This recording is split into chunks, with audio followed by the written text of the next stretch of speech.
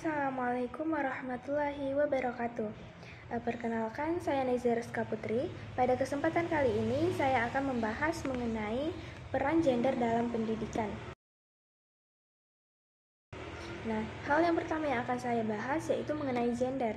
Gender ini adalah perbedaan peran, tanggung jawab, fungsi, hak, serta perilaku antara laki-laki dan perempuan yang dibentuk oleh konstruksi sosial dan budaya. Berbeda dengan jenis kelamin yang bersifat biologis, gender ini bersifat sosial dan bisa berubah sesuai konteks masyarakat dan waktu.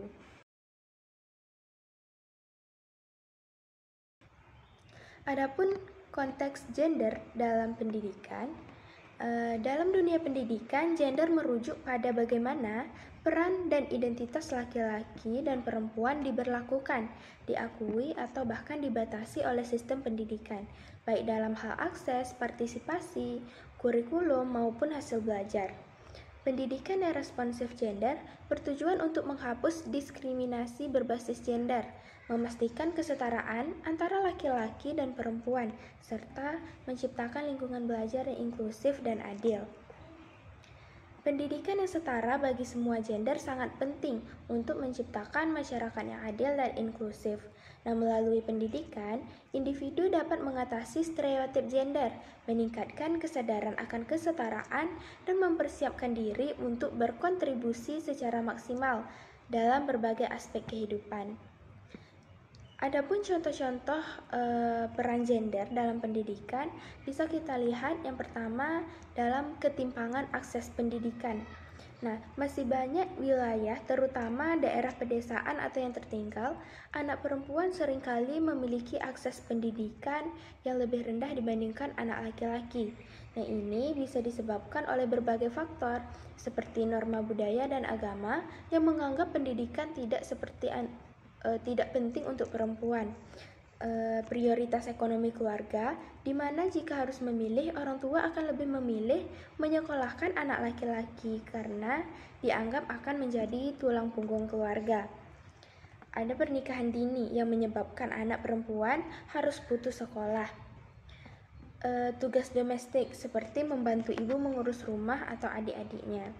Nah, contoh peran gender ini dalam pendidikan bisa kita lihat misalkan di beberapa desa di Indonesia, anak perempuan tidak lanjut SMP karena dianggap lebih baik menikah muda atau karena transportasi ke sekolah jauh dan dianggap tidak aman bagi anak perempuan. Selain itu juga bisa kita lihat pada perlakuan guru terhadap siswa. Nah, guru secara tidak sadar dapat memperlakukan siswa berbeda tergantung pada jenis kelamin mereka. Misalnya, guru lebih sering menunjukkan anak laki-laki untuk menjawab soal matematika atau IPA. Nah, bisa juga misalnya anak perempuan dianggap lebih cocok untuk tugas-tugas yang berkaitan dengan estetika atau emosi, seperti membuat dekorasi atau membaca puisi. Misalnya juga guru menanggapi kesalahan siswa laki-laki dengan tawa, tetapi menegur keras siswa perempuan atas kesalahan yang sama. Nah, perlakuan seperti ini bisa mengarah pada diskriminasi pendidikan yang menghambat kepercayaan diri siswa, terutama anak perempuan dalam bidang sains dan teknologi. Contoh nyatanya yaitu misalkan bisa kita lihat dalam kelas matematika, guru lebih sering memberikan pujian kepada anak laki-laki yang menjawab soal sulit, tetapi hanya memberi pujian pada anak perempuan karena tulisan mereka rapi. Nah, selain itu bisa kita lihat juga pada kekerasan dan pelecehan berbasis gender di sekolah. Nah, sekolah tidak selalu menjadi tempat yang aman, terutama bagi siswa perempuan atau siswa dengan identitas gender non-normatif, misalnya siswa laki-laki yang feminim atau siswa non-biner. Nah, kekerasan ini bisa berbentuk pelecehan verbal atau fisik dari teman sebaya atau bahkan guru. Bisa juga berbentuk bullying terhadap siswa laki-laki yang dianggap tidak maskulin atau siswa perempuan yang berani bersuara.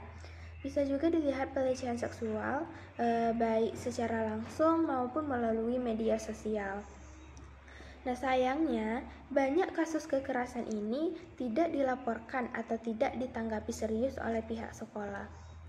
Contoh nyatanya bisa kita lihat pada misalnya seseorang siswi mengalami pelecehan verbal oleh teman sekelasnya setiap hari. Nah, saat dilaporkan ke guru justru menyuruhnya sabar dan jangan terlalu sensitif. Nah, hal-hal tersebut masih banyak bisa kita lihat peran gender dalam pendidikan ini. Untuk kali ini sekian yang dapat saya sampaikan. Lebih kurangnya saya mohon maaf. Wassalamualaikum warahmatullahi wabarakatuh.